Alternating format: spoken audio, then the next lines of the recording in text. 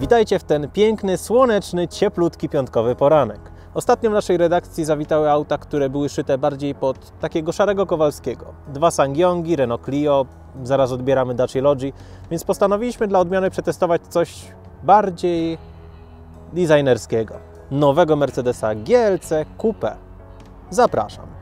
Auto do testu użyczył salon Mercedes-Benz Auto Studio, mieszczący się w Łodzi przy ulicy Rokicińskiej 78. Serdecznie dziękujemy.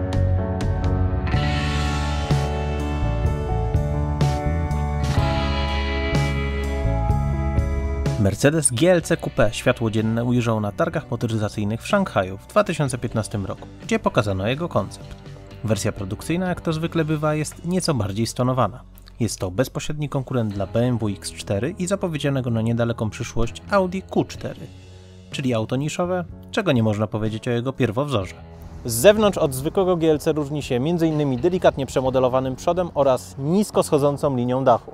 Nigdy nie byłem fanem tego typu rozwiązań, zrażony niegdyś BMW X6, ale muszę przyznać, że w przypadku GLC Coupe ta sylwetka wygląda zarazem elegancko, ale i dynamicznie.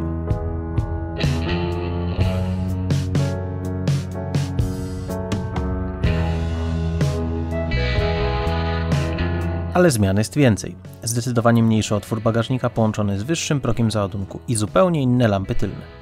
Widać, że Hans z Departamentu Księgowości wyrywał sobie włosy ze wściekłości. Ale spokojnie, we wnętrzu mamy do czynienia z tymi samymi częściami, co w innych autach koncernu ze Stuttgartu.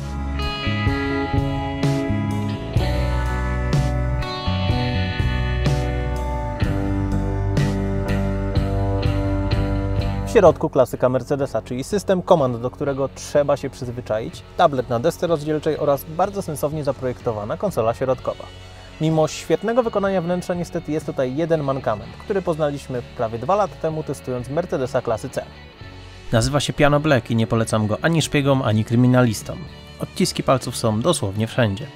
Do samego wykonania wnętrza natomiast nie można się przyczepić, materiały są bardzo dobrej jakości. Na pokładzie do dyspozycji mamy również system Burmester Audio, który swoją jakością i czystością brzmienia nie zawodzi.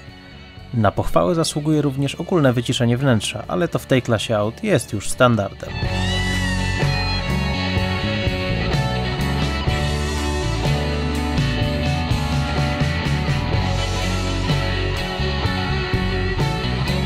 Z tyłu, mimo nisko opadającego dachu, nie spotkamy kasusu Audi A5 Sportback. Trójka dorosłych?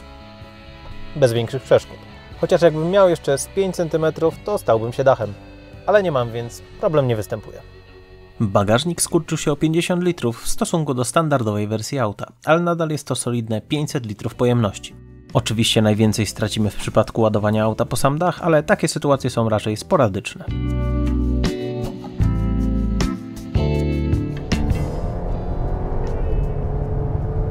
Pod maską 2-litrowa benzyna rozwijająca 211 koni mocy i 350 Nm momentu obrotowego, z czego moment ten dostępny jest praktycznie od początku, bo już od 1200 obrotów.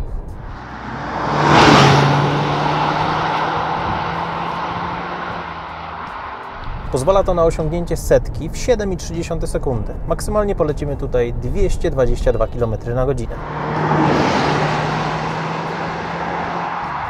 Napęd w standardzie przekazywany jest na obie osie, więc i na grząskiej leśnej drodze damy sobie radę. Chociaż w takim środowisku GLC Coupe nie będzie widywany zbyt często. To auto zdecydowanie bardziej pasuje do miasta. Sam silnik może pochwalić się bardzo solidną elastycznością, pozwalającą na wiele, w granicach rozsądku rzecz jasna. Bez problemu daje sobie radę ze sporym gabarytem i masą własną wynoszącą 1745 kg. Trzeba też pochwalić tutaj skrzynię biegów. Nowe 9G-Tronic nie tylko reaguje szybko na operowanie przepustnicą, ale też świetnie optymalizuje zużycie paliwa. Pozwala to na spalanie na autostradzie w okolicach 9,5 litra na setkę. Poza miastem będzie to w okolicach 7-7,5, natomiast w mieście 12 litrów. No ale hej, 200 koni mocy, prawie 1,8 tony, więc musi swoje spalić. Układ napędowy, jak i kierowniczy możemy w pełni konfigurować z poziomu systemu Dynamic Select. I tak, jeżeli nas znajdzie ochota, możemy jechać w trybie Eco, gdzie auto jest wyraźnie zmulone, by po paru sekundach przełączyć się na przykład w Sport S+.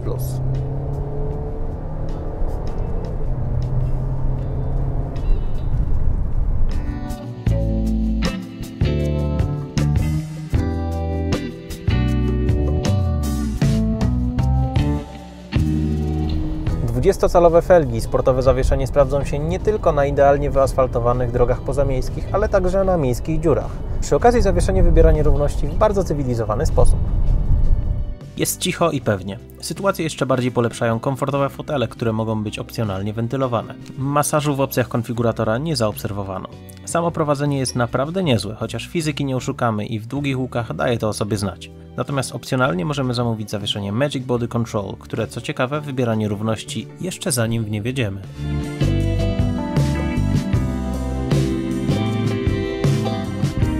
Bazowa cena Mercedesa GLC Coupe to 203 000 zł, 27 000 więcej od zwykłego SUV-a.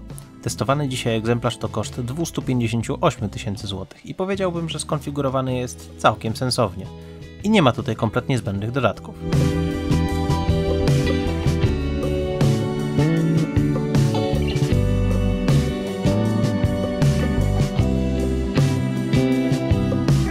Muszę przyznać, że nawet w tak ponury dzień jak dzisiaj nowe GLC Coupe daje uśmiech na twarzy.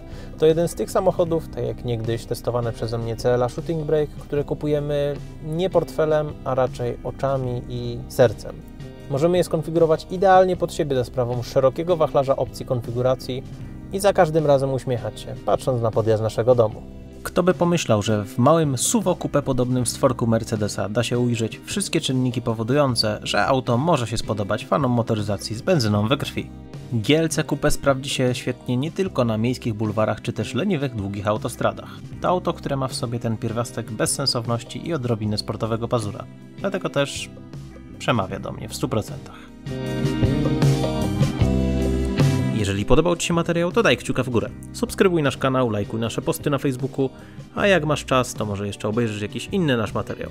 Dzięki za oglądanie i do następnego. Cześć! W 2012 roku przemodelowano front, nadając mu znów nieco bardziej surowego charakteru. Jednakże wciąż raczej Foresterem nie wyróżnimy się z tłumu. Ceny nowego Mercedesa zaczynają się od 175 000 zł. Testowane przez nas auto jest oczywiście, jak na testówkę przystało, lepiej wyposażone. Znajdziemy tutaj podgrzewanie przednich foteli, parktronik z asystentem parkowania, nawigację Garmina, dach panoramiczny.